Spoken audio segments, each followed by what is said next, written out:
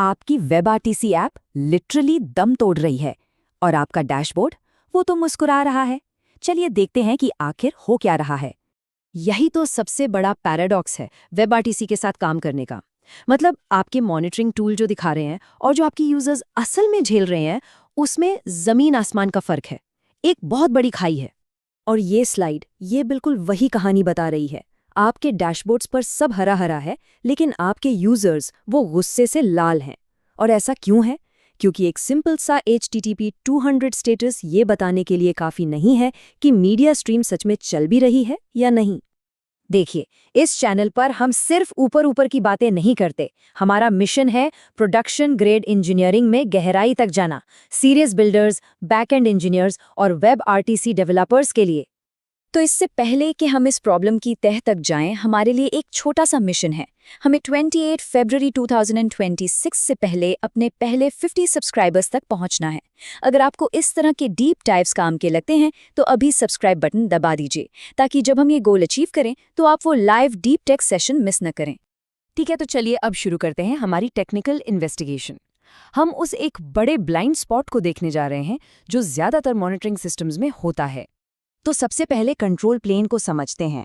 इसका काम है सिग्नलिंग, सेशन सेटअप और HTTP कम्युनिकेशन को हैंडल करना। मतलब ये सिस्टम का वो हिस्सा है जिसे आपके नॉर्मल हेल्थ चेक देखते हैं, और ये लगभग हमेशा ही हरा, एकदम हेल्दी दिखता है। लेकिन असली कहानी, असली ड्रामा वो होता है मीडिया प्लेन में। यही वो जगह है जो असल में आपके ऑडियो और वीडियो पैकेट्स को एक जगह से दूसरी जगह भेजती है।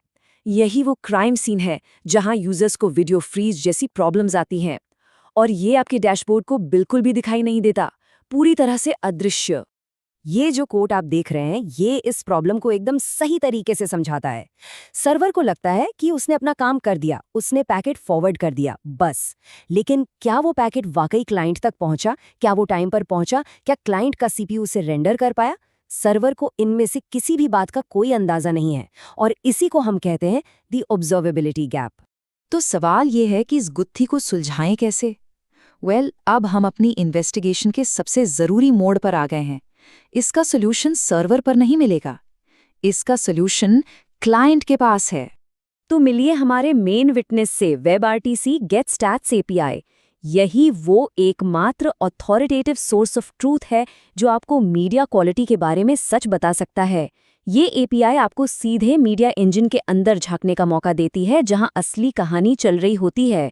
ठीक है, तो अब हमारे पास हमारा विटनेस तो है, पर अब हमें ये जानना है कि उससे पूछना क्या है ना? गेट स्टैट्स आपको बहुत सारा डेटा देता है, पर हमें सिर्फ सही सुरागों पर ही फोकस करना है। तो ये हैं वो 4 सबसे ज़रूरी सवाल जो हमें अपने विटनेस से पूछने हैं। जिटर को ऐसे समझिए जैसे ये आपके डेटा पैकेट्स का रिदम है। अगर ये बहुत ज़्यादा हुआ तो ऑडियो रोबोटिक साउंड करने लगता है।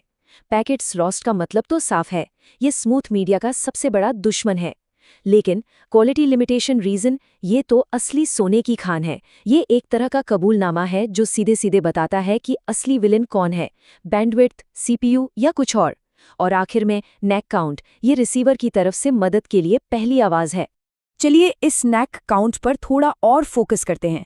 जब एक रिसीवर को बहुत सारे पैकेट्स नहीं मिलते तो वो नेगेटिव एक्नॉलेजमेंट्स यानी नैक्स भेजना शुरू कर देता है। बेसिकली वो कह रहा है कि मुझे पैकेट फिर से भेजो।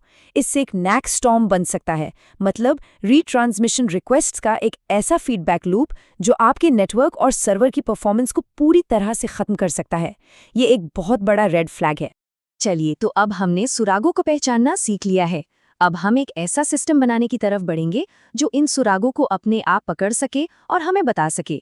एक मजबूत वेब आरटीसी ऑब्जर्वेशनेबिलिटी सिस्टम बनाने के लिए ये एक 3 स्टेप का आर्किटेक्चरल पैटर्न है।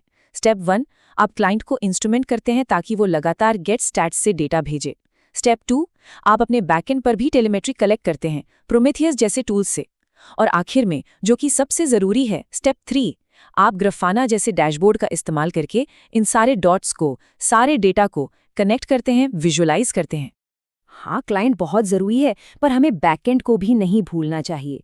सेशन फेलियर्स को डीबग करने के लिए कंट्रोल प्लेन की परफॉर्मेंस को मापना, जैसे कि सिग्नलिंग लेटेंसी, ये बहुत ज़रूरी है। और इसके लिए आप प्रोमीथियस में काउंटर्स और हिस्टोग्राम्स का इस्तेमाल कर सकते हैं।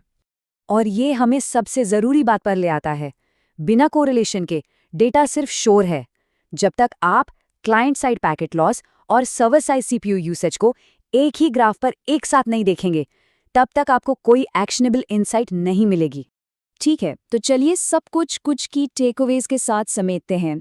याद रखिए, अप टाइम का मतलब यूज़र एक्सपीरियंस नहीं है। HTTP 200 का मतलब हेल्दी मीडिया नहीं है। नैक स्पाइक्स आपकी सबसे पहली वार्निंग है कि कुछ गड़बड़ होने वाली है। और सबसे ज़रूरी बात, स्केल करने से पहले अपने क्लाइंट को इंस्ट्रूमेंट करें। जैसा कि मैंने कहा, ये चैनल प्रोडक्शन ग्रेड इंजीनियरिंग के बारे में है, उन बिल्डर्स के लिए जो मजबूत भरोसेमंद सिस्टम बनाना चाहते हैं। अगर आपको ये जानकारी काम की लगी हो तो इसे दूसरे सीरियस डेवलपर्स के साथ ज़रूर शेयर करें। और हाँ, अगर ये डीप डाइव मददगार था तो इस विश्लेषण को लाइक करें, और अगर अभी तक नहीं किया है तो ललित ऑफिशियल को सब्सक्राइब करना ना भूलें। चलिए, 28 फरवरी 2026 से पहले 50 सब्सक्राइबर्स के हमारे गोल तक पहुंचते हैं। देखने के लिए शुक्रिया।